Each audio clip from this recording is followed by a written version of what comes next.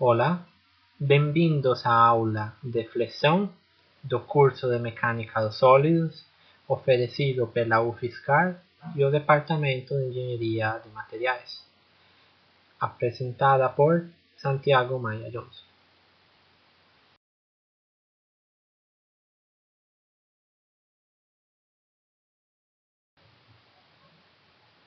Antes de começar com a teoria sobre flexão, vamos fazer uma revisão de como obter os diagramas de força cortante e momento fletor. Depois de entrar em detalhe na teoria da flexão, em próximos vídeos, vocês verão que para calcular as tensões normais e tensões cortantes, é necessário saber o valor do momento fletor e da força cortante atuando na viga. E como que nós calculamos esses valores de momento e força cortante? Pois fazendo os diagramas. Porque como já vimos anteriormente, esses valores não são constantes, eles vão mudando ao longo da viga. Diferente de como vimos em carga axial, que os valores de carga axial eles eram constantes ao longo de uma seção, neste caso não, eles vão mudando. E nós precisamos saber onde que acontecem esses momentos fletores máximos e forças cortantes máximas, e mais importante do que saber onde que acontecem é quanto que é a magnitude desses momentos e forças.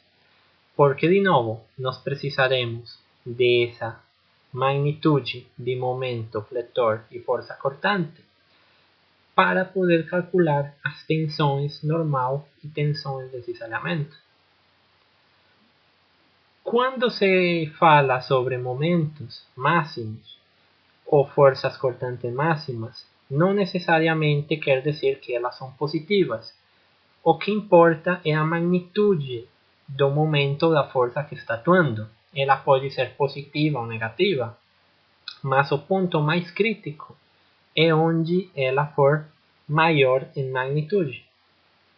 Se vocês não lembram muito bem, podem voltar a assistir um vídeo onde eu explicava como é que são obtidos os diagramas de momento fletor e força cortante de uma maneira rápida usando o método gráfico.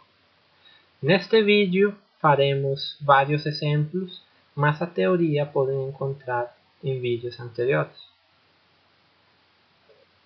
Lembrando a convenção de sinais, temos que, se fazemos um corte numa viga para analisar as forças internas, e depois de fazer o corte, analisamos a parte esquerda da viga, as forças cortantes e o momento fletor ficaria como se mostra nas figuras. Agora, se o corte for feito e se analisa a parte direita da viga, ficaria deste outro modo. Lembrem que esta convenção de sinais é importante e tem que ser mantida, porque toda análise para desenvolver as equações que faremos neste capítulo será feita de acordo com esta convenção de sinais. Se vocês não usam esta convenção de sinais, as equações desenvolvidas não terão os mesmos sinais que se você usa outra notação, e portanto as equações que vamos explicar aqui não poderão ser usadas. Lembrando as equações diferenciais, temos que a inclinação no diagrama de cisalhamento é igual à intensidade da função da carga distribuída.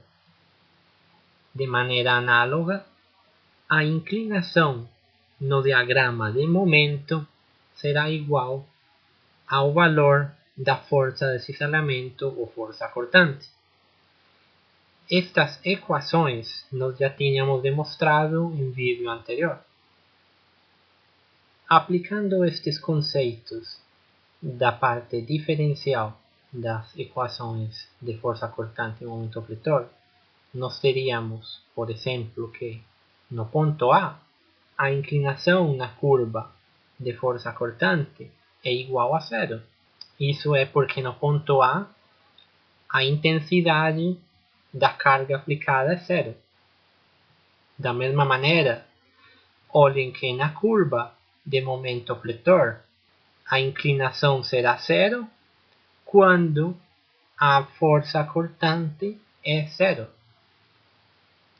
Se observamos a parte da inclinação ao longo da curva, nós vemos que a força aplicada W ela é uma força negativa. Se ela fosse graficada como uma função matemática, ela estaria indo para baixo. Só que, para colocar elas nos exemplos de uma maneira gráfica, como as cargas sempre ou geralmente são aplicadas na parte superior das vigas, elas aparecem na parte de cima, mas olhem que as setas estão sendo aplicadas para baixo, assim que ela é uma função matemática negativa. Se observamos isto, toda a carga W é negativa e, portanto, a inclinação na curva de força cortante será uma inclinação negativa. Observando a gráfica, vemos que ela começa num valor VA e ela vai decrescendo até chegar no ponto B. Observando a gráfica de momento fletor, nós temos que quando a força cortante é positiva, a inclinação na curva de momento fletor é uma inclinação positiva.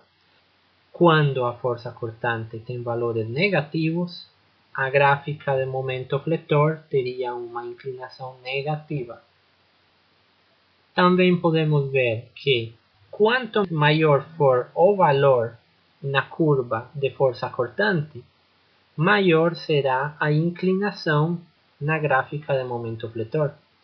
Tanto que, quando chegamos mais próximos de zero, a inclinação vai sendo cada vez menor até chegar ao ponto zero. Também tínhamos mostrado que a mudança nos valores da curva de cisalhamento, ou seja, o delta na curva de força cortante, delta V, essa mudança será igual à área baixo a curva da função de carga. Se observamos, nós temos uma função de carga negativa, assim que essa mudança ou esse delta será negativo, ou seja, nós teríamos uma diminuição no valor da força cortante. Observamos que entre o ponto C e o ponto D houve uma diminuição na força cortante que será igual à área embaixo da curva da função de carga entre esses dois pontos C e D. Da mesma maneira, a mudança no momento fletor será igual à área baixo a curva no diagrama de força cortante. Assim que entre os pontos C e D nós temos uma área positiva, assim que a mudança no momento fletor será uma mudança positiva, nós teremos um incremento no momento fletor. Quando aparecem cargas concentradas ou momentos concentrados em um ponto, nós teremos uma descontinuidade na curva, já seja curva de força cortante ou curva de momento fletor, respectivamente. E o valor dessa descontinuidade, ou o delta que acontecerá, será igual ao valor da força concentrada nesse ponto. Se temos uma força cortante concentrada sendo aplicada para cima, nós teríamos um pulo para cima na gráfica de força cortante. Da mesma maneira, se a força for para baixo, nós teríamos um pulo para baixo ou um salto nesse valor de força cortante.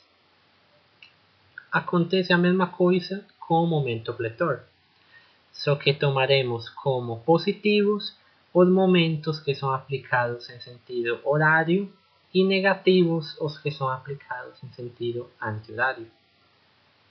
Entender todos estes conceitos é importante para você compreender o comportamento das curvas.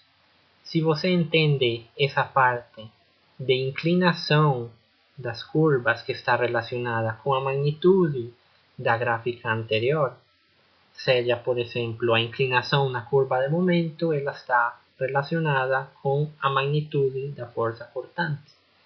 E a inclinação da força cortante está relacionada com a magnitude da função de carga. Entender tudo isto serve para você compreender os diagramas e entendê-los melhor para poder graficar eles de uma maneira mais rápida. E no caso, se você já entende o comportamento, seria muito mais fácil perceber que um erro foi cometido e corrigir esses erros antes de seguir para frente na resolução dos exercícios. Vamos começar com um exemplo simples. Uma viga engaçada na parede com duas cargas concentradas sendo aplicadas. E, muito importante, lembrem que todas as coisas que acabamos de falar, aquelas equações diferenciais, todos esses análises, eles foram feitos com cortes que começam da esquerda e avançam para a direita.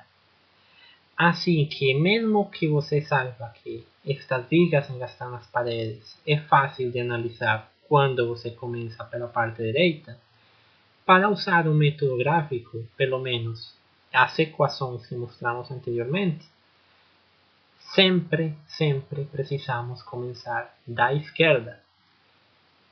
Se você não começa da esquerda, muitas coisas das que falamos anteriormente não serão desse jeito, sino que acontecerão de uma maneira oposta. Algumas outras sim, outras não. Assim que, para deixar essa coisa aqui confusa, sempre comece da esquerda, avançando para a direita. Isso quer dizer que o primeiro que temos que fazer é calcular as reações na parede, porque essas reações elas atuarão como uma força pontual e um momento pontual que serão aplicados na parte esquerda da viga. Calculamos as reações e obtemos que a reação vertical é igual a 2P e o momento de reação na parede é igual a 3P vezes L. Também sabemos que essa viga pode se dividir em duas seções. Assim que, para começar nos análises no método gráfico, vamos a começar analisando o ponto aproximadamente 0 da esquerda, só que olhando ele pela parte direita desse ponto. E começamos a construir nosso gráfico. Lembrem que sempre começamos em 0, no caso teríamos 0 na força cortante, mas existe uma força pontual aplicada nesse ponto. Assim que teríamos um pulo, no caso a força atua para cima, assim que esse pulo, esse salto, vai para cima, em uma magnitude de 2P. Vamos agora analisar a parte esquerda, antes de chegar ao ponto que divide a primeira seção. Observe que, como as cargas que estão atuando são cargas pontuais, não existe uma função matemática de carregamento. Assim que, como não tem uma função de carregamento, ou aquela função W é zero, a inclinação da curva é zero. Obviamente, teríamos uma curva constante na nossa gráfica de força cortante, e essa constante tem uma inclinação zero, obviamente. Agora vamos analisar esse ponto onde muda da primeira seção para a segunda seção, só que analisando ele da parte direita do ponto. Fazendo isto, vemos que aparece uma carga pontual P sendo aplicada para baixo, assim que teríamos um pulo de uma magnitude P. Colocamos nosso ponto. Agora vamos analisar a parte esquerda do final da nossa segunda seção. Não teríamos nenhuma outra carga e o valor seria o mesmo valor P. Traçamos uma linha reta e finalmente analisamos já toda a viga aparece a carga pontual, P sendo aplicada para baixo, e isso fará com que nossa curva volte no valor de zero. Sempre começamos em zero e terminamos em zero. Fazendo análise da curva de momento fletor, nós começamos em zero, só que temos um momento pontual sendo aplicado, ele atua no sentido anti-horário. Anti-horário quer dizer negativo, assim que teríamos um pulo de menos 3 PL. Começaríamos não em zero, mas sim em menos 3 PL.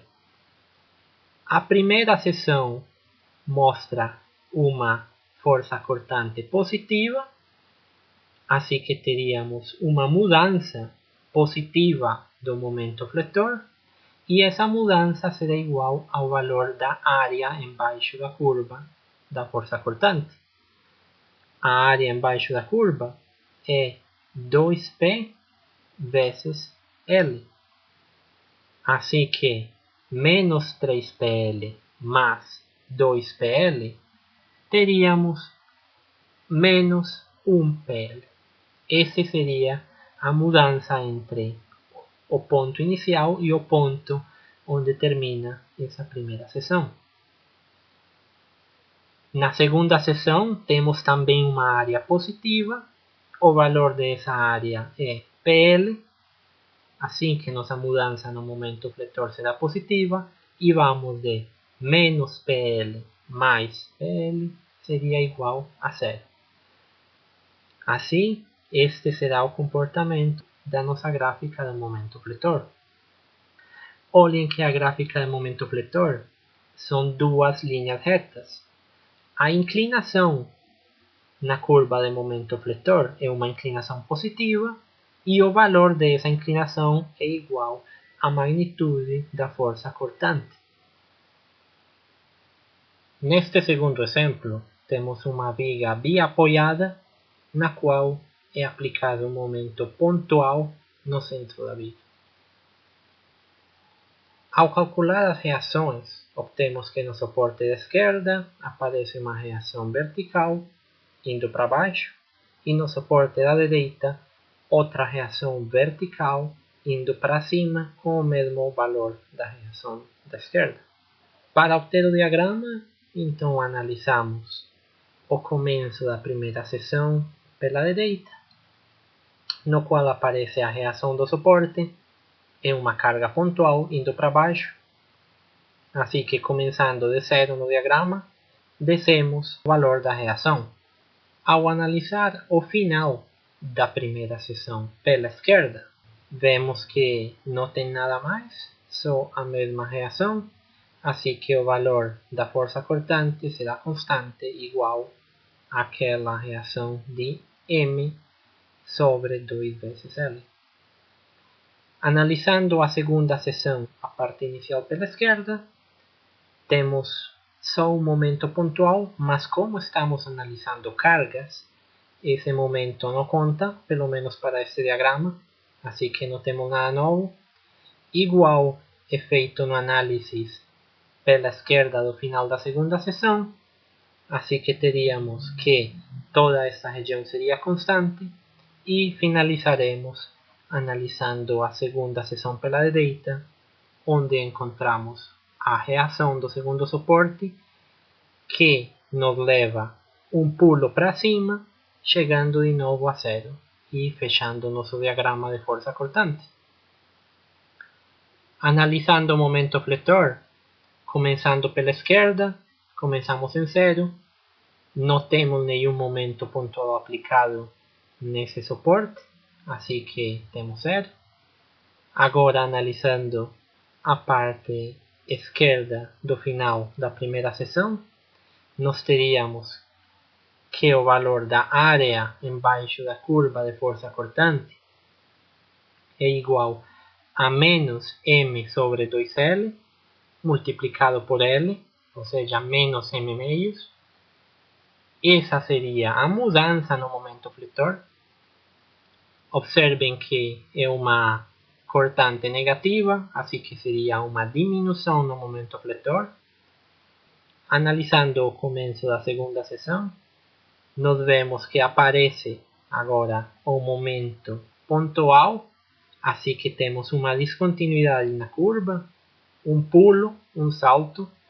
Como estamos em menos m-meios e o valor desse momento que ele atua no sentido horário, seja positivo, é de m menos m-meios, mais m teríamos então m-meios. Assim que vamos a pular de menos m-meios para mais m-meios. Analisando o final da segunda sessão pela esquerda, nós temos a área da curva de força cortante, que é igual a que já tínhamos calculado, que era m-meios, também uma área negativa, assim que teríamos uma diminuição na curva de momento fletor.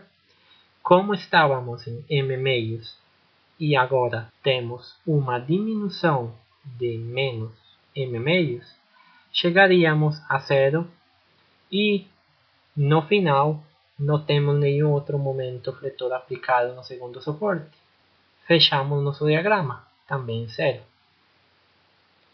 Neste exemplo, temos vigas engastadas nas paredes com cargas distribuídas. No caso da esquerda, uma carga homogeneamente distribuída e no caso da direita, uma carga linearmente distribuída. Só temos uma seção para analisar.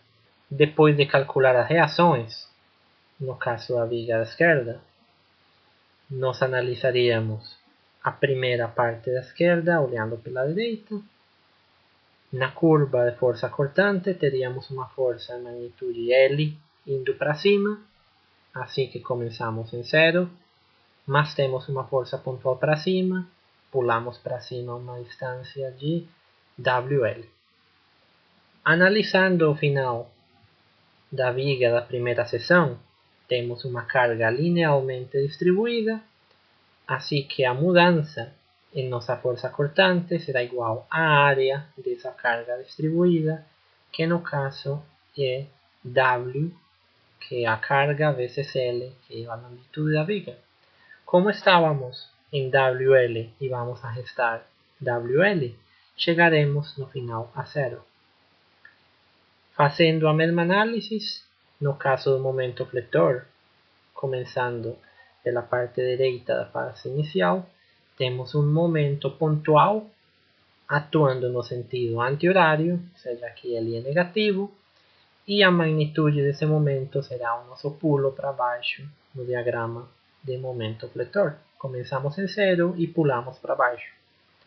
Ao analisar o final da viga na parte direita, observamos que a área embaixo da curva da força cortante é um triângulo. Se calculamos a área desse triângulo, chegaremos a que é exatamente esse mesmo valor do momento, assim que nossa curva de momento fletor também chegará em zero. Na parte da direita, a força linearmente distribuída, a análise é semelhante. A única coisa que temos que mostrar é que no caso das curvas de força constante, a carga homogeneamente distribuída, ela gera uma inclinação constante, assim que nossa curva será uma linha reta. No caso da carga linearmente distribuída, o valor dessa inclinação vai mudando, começando em um valor ou uma inclinação alta, perto do engastamento na parede, e indo até uma inclinação de zero na ponta da viga. No caso dos diagramas de momento fletor, nós teríamos que na parte da esquerda o comportamento é um comportamento parabólico, seja uma equação de grau 2, e na direita o comportamento da curva é um comportamento cúbico, uma equação de grau 3. Neste exemplo, temos uma viga biapoiada com uma carga homogeneamente distribuída. Ao calcular as reações, encontramos que no suporte da esquerda temos 12 kN, uma força pontual indo para cima, e no suporte de meio, temos 36 kN também pontual indo para cima. Para desenhar a curva de força cortante, analisamos o início de nossa primeira seção pela direita e vemos que só tem uma carga pontual indo para cima. Assim que começamos de zero, 12 kN para cima, temos um pulo até 12 kN. No final de nossa primeira seção pela esquerda, nós vemos que existe uma carga homogeneamente distribuída com um valor de 8 kN sobre metro. A área dessa função de carga será então 8 kN sobre metro multiplicado por 4 metros. Assim que teríamos 32 kN, sendo negativos porque a carga está indo para baixo. Assim que a mudança em nossa força cortante será uma mudança negativa. Estávamos em 12 kN positivo, menos 32, isso dá menos 20. Ao analisar essa segunda seção pela direita, vemos que aparece uma carga pontual, e essa carga pontual é de 36 kN para cima. Estávamos em menos 20 kN, mais 36 porque é uma carga indo para cima. Isso nos leva até 16 kN. Assim que existe essa descontinuidade no segundo suporte. Ao analisar o final de nossa segunda seção pela esquerda, vemos que a mesma carga homogeneamente distribuída está atuando, esta vez atuando em um comprimento de 2 metros. Assim que 8 kN sobre metro multiplicado por 2 metros, a área seria de 16 kN, sendo esses 16 kN negativos porque a carga está sendo aplicada para baixo. Assim que a mudança na nossa força cortante é de menos 16 kN. Estávamos em 16 no segundo suporte, menos 16, isso nos leva com que a força cortante no extremo é zero. E obviamente, se analisarmos pela direita, o final da segunda seção não tem nada mais atuando, então fecharia a nossa gráfica, e a nossa gráfica de força cortante teria esse comportamento. Ao analisar o momento fletor, vemos que, analisando o suporte pela direita, não existe nenhum momento pontual sendo aplicado. Assim que estamos em zero, começamos em zero, não tem problema. Vamos até o ponto onde a força cortante passa de ser positiva a negativa e calculamos o valor da área nesse ponto.